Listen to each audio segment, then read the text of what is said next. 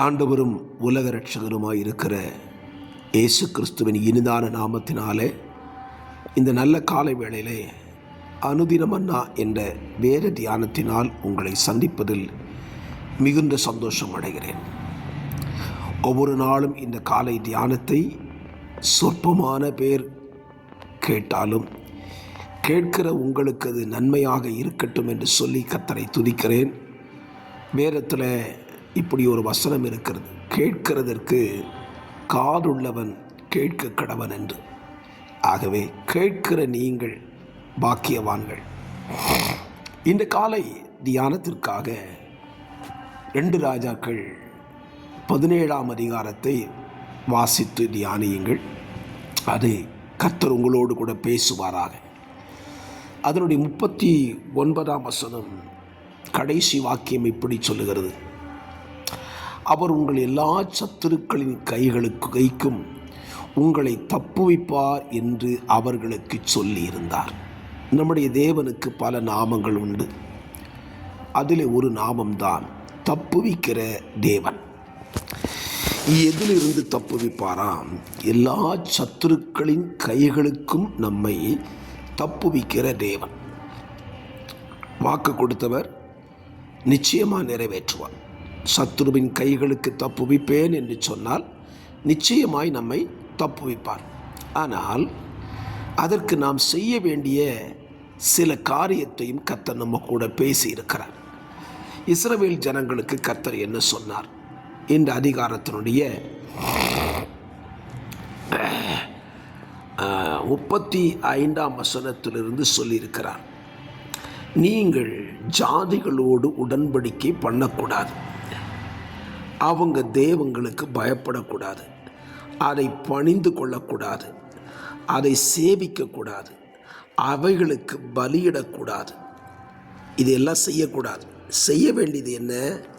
கர்த்தருக்கு பயந்து அவரை பணிந்து கொண்டு அவருக்கு பலியிட்டு அவர் விதித்த பிரமாணத்தை, கட்டளைகளை, கற்பனைகளை நாள்தோறும் செய்வதற்கு கவனமாக இருப்பீர்களானால்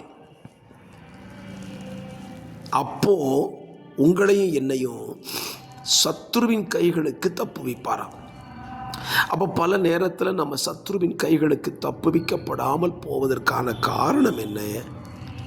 நாம் அவர் விதித்த கட்டளைகளை, கற்பனைகளை கை கொள்ளாமல் போய்விடுகிறோம். இன்றைக்கி நிறைய பேர் சொல்லிட்டு இருக்கிறாங்க, பழைய ஏற்பாட்டில் சொல்லப்பட்டதெல்லாம் இஸ்ரவேலருக்கு மட்டும்தான், நமக்கு கிடையாது. அது இஸ்ரவேல் ஜனத்துக்கு மட்டும் ஆண்டவர் சொல்லியிருக்கிறாரு, நமக்கு புதிய ஏற்பாட்டில் சொல்லப்பட்டது மட்டும்தான் அப்படின்னு சொல்கிறாங்க. நம்மை குறித்து இன்றைக்கி பேசப்படுகிற வார்த்தை என்ன? நாம் எல்லாரும் ஆவிக்குரிய இஸ்ரவேலர்கள். சரீரத்தின்படி வாழ்ந்த இஸ்ரவேலருக்கே இந்த வார்த்தையை கொடுப்பாரானால் ஆவிக்குரிய இஸ்ரவேலராக இருக்கிற நமக்கு எத்தனை அதிகமாக இருக்கும்? அவர்களுக்கு என்ன சொன்னார்?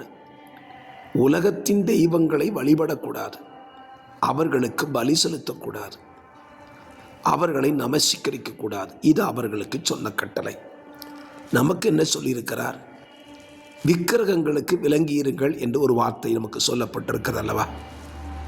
ஒரே வார்த்தையில் அப்போஸ்தலர்கள் முடிவெடுப்பிட்டார்கள், விக்கிரகங்களுக்கு படைக்கப்பட்டவைகளுக்கு நீங்கள் விலகி இருக்க வேண்டும் என்று சொல்லிவிட்டார்கள். அப்படின்னா அவங்களுக்கு சொன்னதை சுருக்கி சொல்லியிருக்கிறாரே தவிர அவங்களுக்கு சொன்னது வேறு, நமக்கு சொன்னது வேறு கிடையவே கிடையாது. நாம் சத்துருவிகளுக்கு விலக்கி, கட்டளைகளுக்கு விலகி, அவைகளுக்கு பணியாமல், சேவிக்காமல், அவர்களை ஆராதிக்காமல், கர்த்தருக்கு பயந்து அவரை சேவித்து அவருக்கு ஆராதனை செய்து அவருக்கு பலி செலுத்தினால் அவர் நம்மை சத்துருவின் கைகளிலிருந்து என்ன செய்கிறவர்? தப்புவிக்கிற தேவனாயிருக்கிறார். ஆகவே இந்த காலவெளியிலே உங்களை தப்புவிக்கிற தேவன் உங்களோடு கூட இருக்கும்போது நீங்கள் செய்ய வேண்டிய ஒரே காரியம், அவரை மட்டும் சேவியுங்கள், அவரை மட்டும் ஆராதியுங்கள், அவருக்கு மட்டும் பயப்படுங்கள், அவருக்கு மட்டும் பலி செலுத்துங்கள். இதை செய்து பாருங்கள், நிச்சயமாய் சத்துருவின் கைகளுக்கு தப்புவிக்கப்படுவீர்கள். பரிசுத்த பிதாவே, இந்த வேத வசனத்தின்படி இந்த நாள் முழுவதும் எங்கள் வாழ்க்கையை நடந்து கொள்ள கர்த்தர் அனுக்கிரகம் செய்யுங்க. வார்த்தைகளை கேட்ட பிள்ளைகளை ஆசீர்வதி. இயேசு இரட்சகர் நாமத்தில் ஜெபிக்கிறேன் நல்ல பிதாவே, ஆமென்.